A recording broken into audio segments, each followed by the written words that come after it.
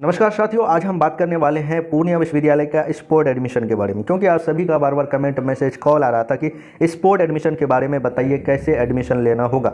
सबसे पहले अगर आप इस पेपर कटिंग को एक नज़र देखेंगे तो आपको समझ में आ जाएगा कि क्या मसला है विश्वविद्यालय का, किस तरह स्पोर्ट एडमिशन होगा। देखिए, इस पेपर कटिंग में कहा जा रहा है कि जितने भी पार्ट 1 में जो भी मेरिट लिस्ट निकला है, जो छात्र एडमिशन के लिए अप्लाई किए थे, वो बीए का हो या बीएससी का हो या बीकॉम का हो या vocational course BCA BBA C&D, आपको मालूम होगा कि सभी का थर्ड लिस्ट रिलीज हो गया है। पर अभी तक किसी का भी ये रिलीज नहीं किया है कि अब कितना सीट खाली है, कौन सा विषय। इसी के चलते इस पेपर कटिंग में लिखा हुआ है कि आर्ट्स में आपको घबराना नहीं है, साइंस का भी रिलीज नहीं हुआ, कॉमर्स का भी रिलीज नहीं हुआ, वोकेशनल कोर्स बीए बीएससी का किसी का भी नहीं। इस पेपर कटिंग को पहले पढ़ लेते, तब उसके बाद मैं आपको थोड़ा सा स्पोर्ट एडमिशन के बारे में बता देता हूँ, ठीक है। इस पेपर कटिंग में उसी से रिलेटेड स्पोर्ट के बारे में ही इंपॉर्टेंट बात बताइए, इसको जानना बेहद जरूरी है। देखिए, स्पोर्ट एडमिशन में देखिए आर्ट्स में कितने सीटें खाली है विश्वविद्यालय स्पष्ट करे। यानी पूर्णिया विश्वविद्यालय को इसको कहा रहा है कि सार्वजनिक कर दे, छात्रों को पता चले कि कौन सा विषय में कितना सीट खाली है। थोड़ा सा नीचे स्क्रॉल करेंगे तो मेरे दोस्त यहाँ क्या लिखा हुआ थोड़ा देखेंगे। छात्रों की समस्या को समाधान करने को लेकर सोमवार को छात्र नेता विश्वविद्यालय के छात्र शिकायत निवारण जो पदाधिकारी है, जो ऑफिसर है, प्रोफेसर अंजनी कुमार सर मिश्रा से मिले। मुलाकात के दौरान विश्वविद्यालय क्षेत्र के छात्रों की समस्या का समाधान करने का आग्रह किया है। सौरभ कुमार ने कहा कि यूजी में आर्ट्स पेपर में छात्र नामांकन करवाने के लिए आवेदन किया है। पूर्णिया विश्वविद्यालय में अभी भी किस विषय में कितने सीट खाली है उनको पूर्णिया विश्वविद्यालय सार्वजनिक नहीं किया है। मतलब आपको उसके वेबसाइट पर अपलोड कर देना चाहिए ताकि छात्रों को पता चले कौन सा कॉलेज में किस विषय का कितना सीट खाली है। मौके पर सौरभ कुमार ने कहा कि पूर्णिया विश्वविद्यालय के यूजी सत्र 2021-24 का कॉलेज वाइज सभी विषय का सूची बनाकर सार्वजनिक कर देनी चाहिए। देखिए, इसमें यह भी कहा गया है कि कॉलेज वाइज यानी कौन सा कॉलेज में कितने सीट खाली है और कौन सा सब्जेक्ट है, विश्वविद्यालय को ये सार्वजनिक कर देना चाहिए, अपने वेबसाइट पर अपलोड कर देना चाहिए, बता देने चाहिए, जिससे छात्रों को भी पता चल पाएगा कि किस कॉलेज में कितना सीट खाली है, विषय में कितने सीट खाली है, इससे सार्वजनिक कर देने चाहिए। इतना आपको स्पष्ट हो गया कि आपके लिए छात्र नेता आवाज़ उठा रहे हैं। बाकी ये काम बहुत जल्द हो जाएगा। जैसे आपको मालूम होगा कि कल था 10 तारीख, जिसका बीए का भी थर्ड लिस्ट रिलीज हो गया, उसका भी डेट खत्म हो गया। अब जितने भी विषय है सबका ये जो आप पेपर कटिंग में देखे हैं सार्वजनिक करने का ये काम होगा, करेगा विश्वविद्यालय, तभी पता चलेगा कि कितना सीट खाली है। उसी हिसाब से स्पोर्ट एडमिशन लेनी होती है। देखिए, इससे आपको ये पता चल जाएगा कि जैसे आप अगर चाहते हैं कि हम पूर्णिया कॉलेज, कटिहार कॉलेज, जो भी डीएस कॉलेज है, मारवाड़ी कॉलेज है, अररिया कॉलेज, अररिया फारबिसगंज कॉलेज, जहाँ भी जो भी कॉलेज है उसमें कितना सीट है, तो आपका घर अगर अररिया है तो आप कोशिश करोगे कि अररिया कॉलेज, आपका घर फारबिसगंज है तो फारबिसगंज, आपका घर किशनगंज है तो मारवाड़ी कॉलेज, ठाकुरबाड़ी कॉलेज, ये सब जो कॉलेज है। उसके बाद आपका घर अगर कटिहार में है तो डीएस कॉलेज, ये सब जो भी कॉलेज है वहाँ के विजय कॉलेज, उसमें करना सोचोगे। आपका घर अगर पूर्णिया में है तो पूर्णिया कॉलेज, कटिहार, सॉरी बोलना है कि एमएलआरिया कॉलेज, कसबा, डीएस कॉलेज, ये सब कॉलेज जितने भी कॉलेज है इनमें आप एडमिशन लेना चाहोगे, यानी आप अपने नज़दीकी में। इससे भी छात्रों को परेशानी नहीं होगा। पर अभी तक ये सार्वजनिक नहीं किया है, छात्रों को बताया नहीं गया है। उम्मीद करते हैं कि 1-2 दिन में इसका जरूर सार्वजनिक हो जाएगा, पता चल जाएगा कि कौन सा कॉलेज में कितना सीट खाली है। उसके बाद स्पोर्ट का नोटिस आएगा।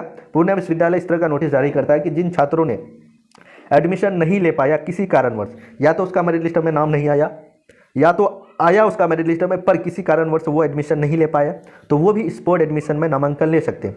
पर ये नहीं, अगर जो अप्लाई किए हैं, जो पहले अप्लाई किए हैं, उन्हीं को एडमिशन मिलेगा। क्योंकि पूर्णिया विश्वविद्यालय पिछले साल भी जो अप्लाई नहीं किया था उनको मौका नहीं दिया था, जो अप्लाई किया था वही छात्र स्पोर्ट में भी ले पाए थे। अब बात आती है कि क्या सभी छात्रों को स्पोर्ट में एडमिशन हो जाएगा। मेरे दोस्त, ये संभव नहीं है। बहुत कम छात्रों का ही स्पोर्ट में नामांकन हो पाता है, समझ रहे। और मैं बता दूं, स्पोर्ट में ये नहीं कि 5,000, 6,000, 7,000, 8,000 रुपया लेता है, ये नहीं। जो कॉलेज आपका मेरिट लिस्ट में जैसे नाम आता है, जितना फी लेता है वही हिसाब से उसमें भी लेता है। बस उसमें ये होता है कि उसमें स्टाफ वगैरह जो रहता है वो लोग मनमानी करते हैं, वो आपसे भी पैसा ले लेता है, किसी और से भी पैसा, इस तरह का करता है। तो आप खुद थोड़ा सतर्क रहें, आप पैसे के पीछे ना भागें।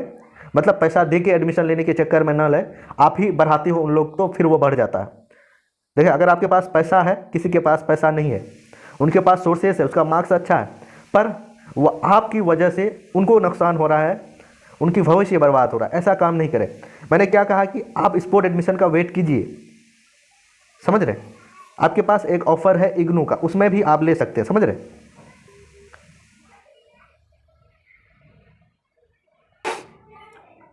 तो दोस्तों किसी का कॉल आ गया, घबराना नहीं है। देखिए मेरे दोस्त, स्पोर्ट का मतलब ये होता है कि आपको उसके लिए चालाकी दिखाना होगा। चालाकी का मतलब ये होता है कि आपको सतर्क रहना होगा। आपको पहले जो कॉलेज दिए हैं, 5 कॉलेज, 2 कॉलेज, 1 कॉलेज, जो विषय रखे हैं उसी विषय में आपका एडमिशन होगा, ना कि दूसरा विषय आप चेंज कर सकते हैं।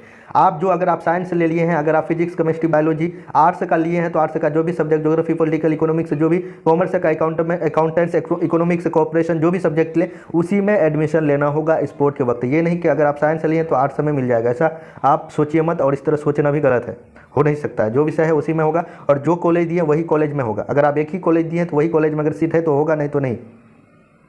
इतना ध्यान रखिएगा। बाकी कैसे होता है, देखिए आपको जिस तरह आप रैंक कार्ड डाउनलोड करते हैं, मेरिट लिस्ट, उसी तरह आपके यूज़र आईडी लॉगिन करने के बाद एक फॉर्म होता है जिसको डाउनलोड करना होता है। डाउनलोड करने के बाद उसमें खुद से नाम वगैरह लिखने के बाद कॉलेज, जो कॉलेज में जमा कीजिएगा वो कॉलेज का नाम लिखना होता है। फिर आप जमा कर दीजिए सारा डॉक्यूमेंट्स, जो डॉक्यूमेंट्स आप जो मेरिट लिस्ट में जमा करते हो, मेरिट लिस्ट में नाम आता है, इंटर का मार्कशीट, एडमिट कार्ड, ये सारा डिटेल आपको वहाँ फिल करना होता है। और सारा डॉक्यूमेंट्स अटैच करके जो कॉलेज आप देना चाहते हैं, जो कॉलेज में एडमिशन लेना चाहते हैं, उसको जमा कीजिए। और जो पेमेंट है, जो 1200-1300 जो कॉलेज का होता है वही देना होता है, ना कि 10,000 5,000, ये सब गलत बात है। यही एक प्रोसेस होता है। बाकी इंतजार कीजिए कब तक आता है, 15 तारीख तक देखिए, कुछ ना कुछ सजेशन निकलेगा, कुछ ना कुछ सोल्यूशन निकलेगा, पुणे विश्वविद्यालय निकालेंगे।